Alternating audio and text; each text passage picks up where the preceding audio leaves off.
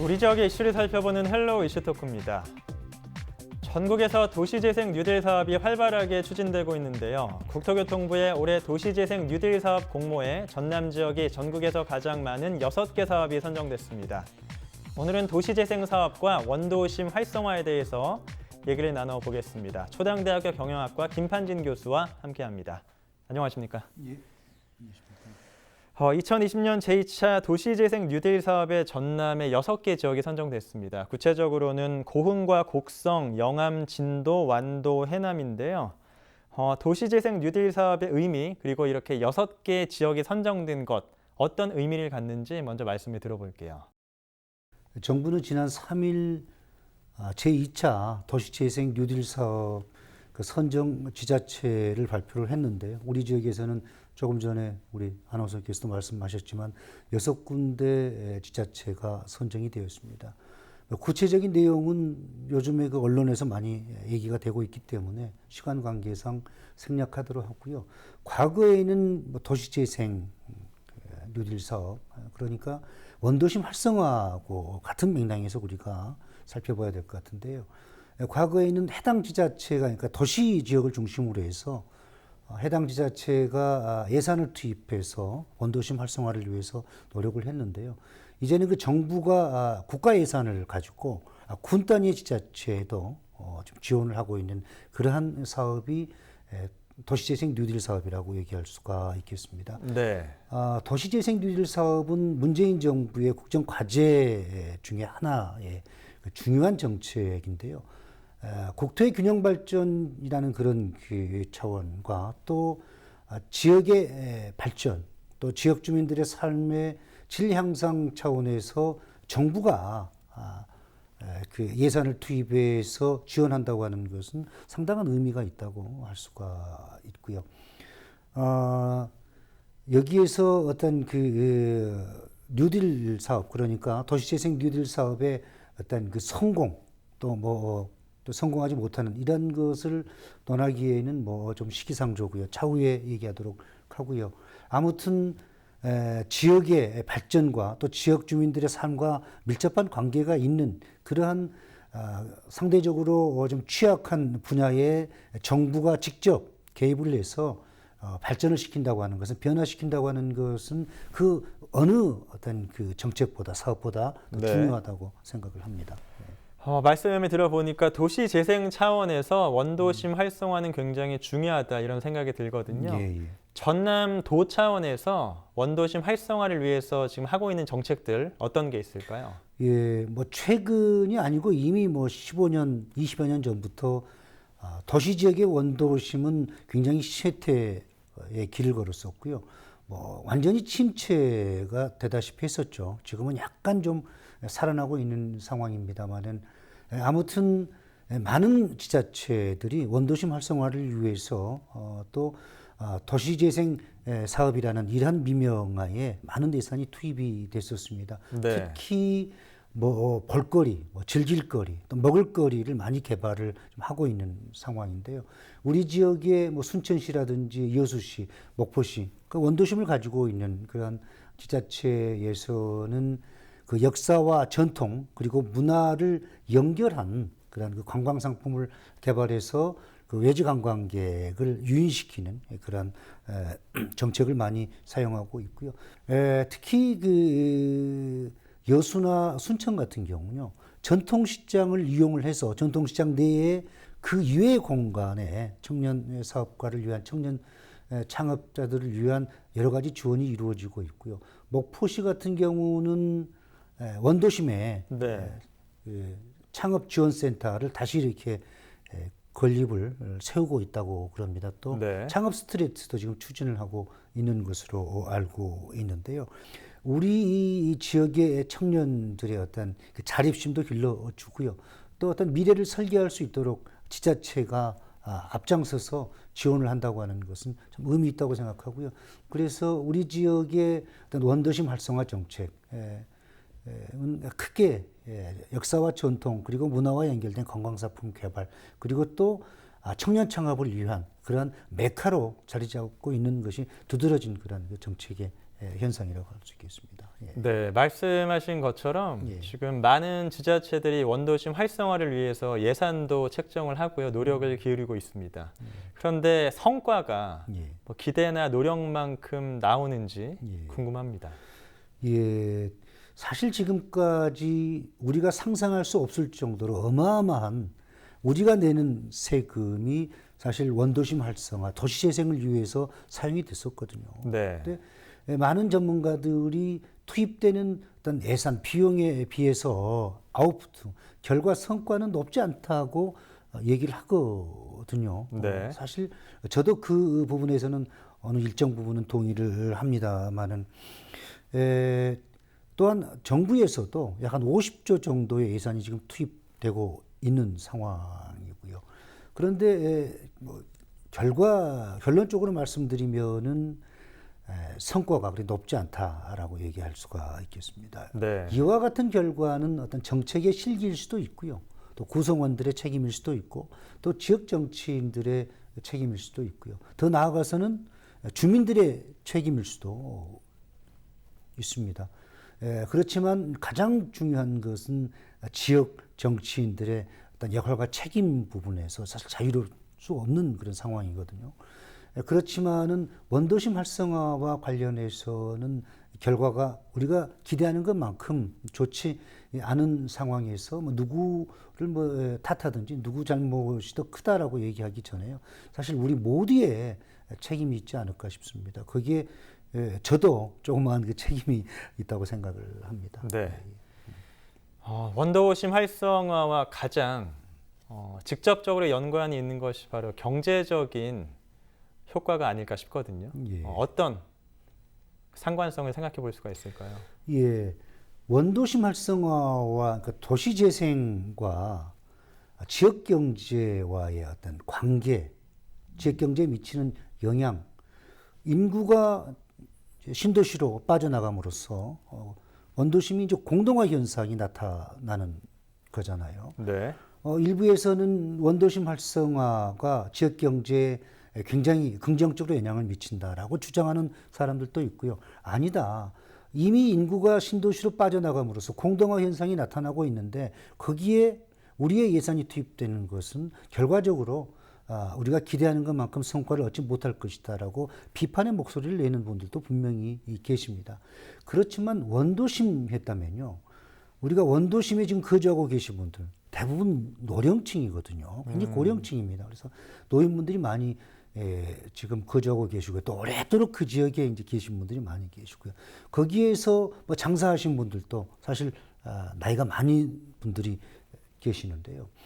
원도심 활성화 관련해서 지역 경제에 긍정적으로 미치냐, 또 긍정적으로 미치지 못하느냐를 논하기에 앞서서 분명히 원도심 활성화는 지역 경제에 영향을 미친다고 하는 것은 우리가 여러 가지 어떤 그런 결과를 가지고 얘기할 수가 있는데요. 네. 크게 두 가지 정도로 우리가 말씀을 드릴 수가 있을 것 같습니다. 첫째는 지역의 서민 경제의 부활이라는 차원에서 접근을 해야 되거든요. 네.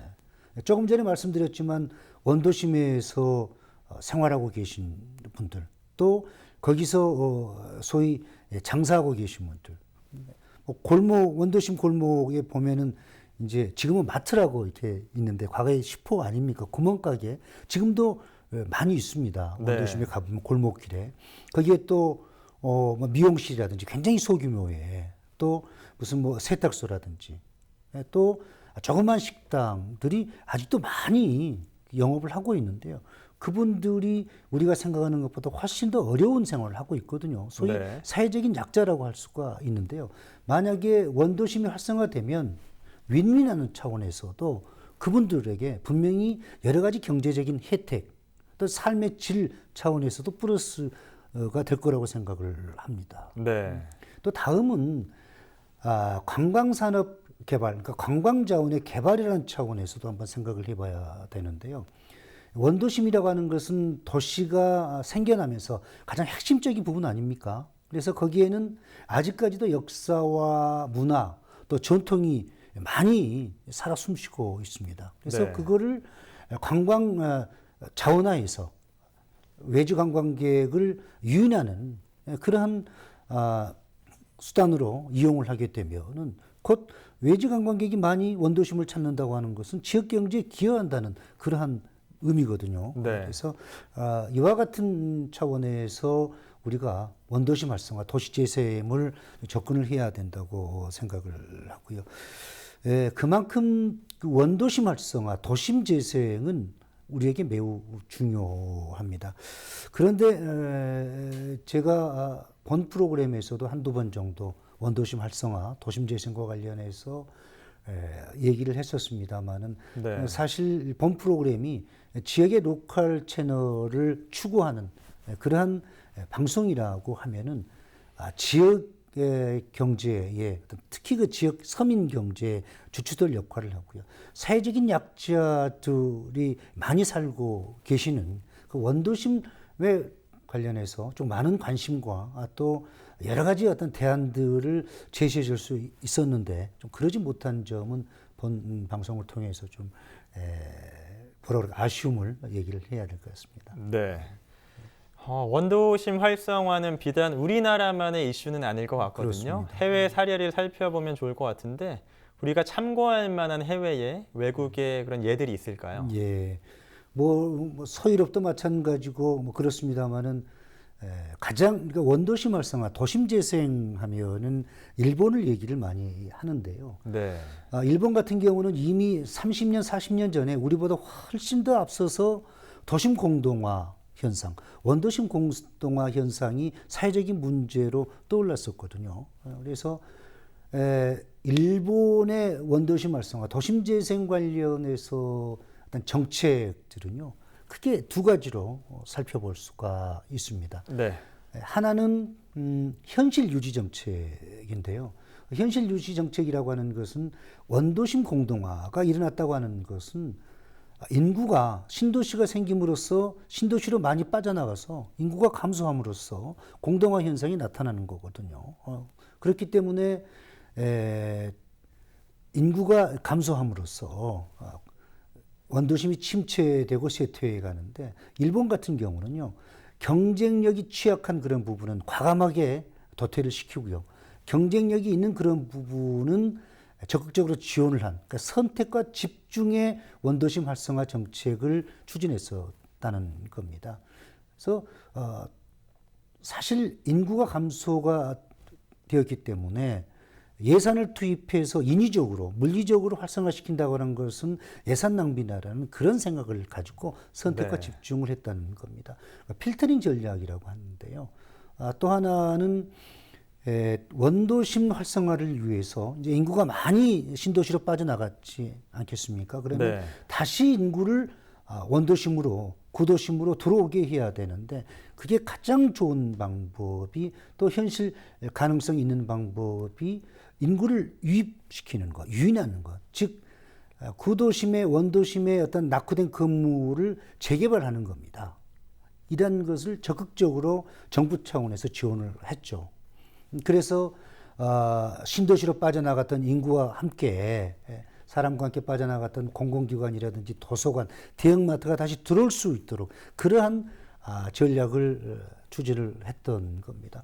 우리나라 같은 경우도 상당히 많은 그런 일본의 원도심 활성화 정책을 벤치마킹 했었는데요. 접근 방법에서 분명한 차이가 있습니다. 네. 일본 같은 경우는 선택과 집중이 정확했습니다. 그래서 예산 낭비라든지 어떤 정치적인 그런 부분에서 굉장히 자유로웠었고요. 네. 우리나라 같은 경우는 원도심 활성화 관련해서는 좀 무리하다 할 정도로 많은 예산이 투입이 됐었거든요. 근데 결과는 기대하는 것만큼 크지 않았다고 하는 것은 경제적인 논리의 원도심 활성화가 추진되지 않고 정책이 어떤 정치적인 논리로 인해서 추진하다 보니까 조금 무리가 뒤따랐다. 그래서 원도심 활성화 관련해서는 우리나라의 경우 성과가 높지 않은 상황에서는 정치적으로 자유롭지 못하다라고 얘기할 수가 있겠습니다. 아무튼 일본의 원도심 활성화는 지금 어느 정도 성공을 거두고 있는데요. 이와 같은 장점은 과감하게 좀 받아들이는 그러한 것이 좀 필요하다고 지금 상황에서 생각을 합니다. 네, 새로 유입되는 인구들로 인해서 기존의 주민이 내몰리는 현상을 젠트리피케이션이라고 하는데요. 그렇습니다.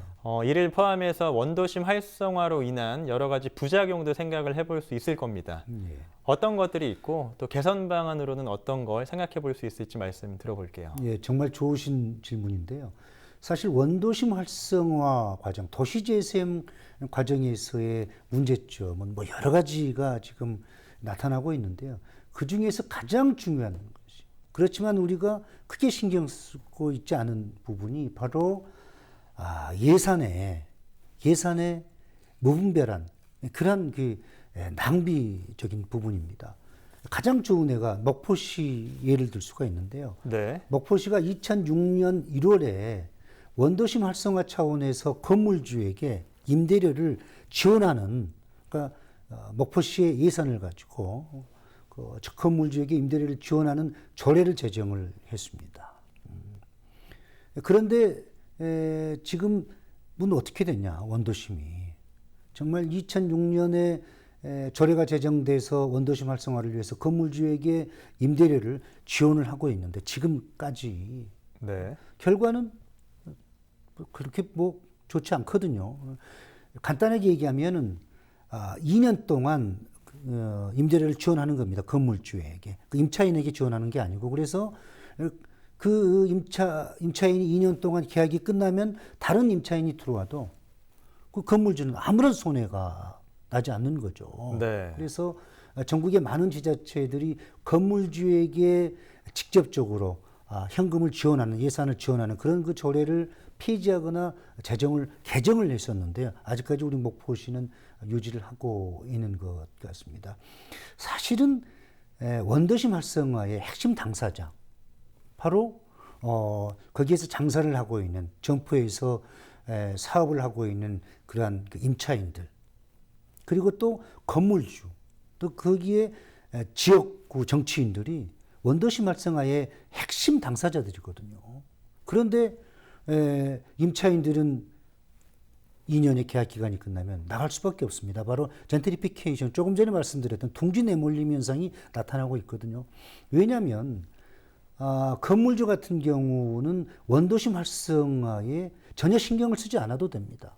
자기 건물이 무슨 비어 있어도 아무런 문제가 없는 거죠. 계속해서 임대료가 지원이 되기 때문입니다. 근데 건물주들이 어디에 주로 거주하고 있냐? 광주나 서울, 남학에 거주하고 있거든요. 네. 원도심 활성화하고는 관심이 없습니다. 그래서 이 부분에 대해서 지금 제가 몇 번 프로그램을 통해서도 얘기를 했었고요. 또 직접적으로 어떤 세미나라든지 토론회 자리에서 얘기를 했는데요.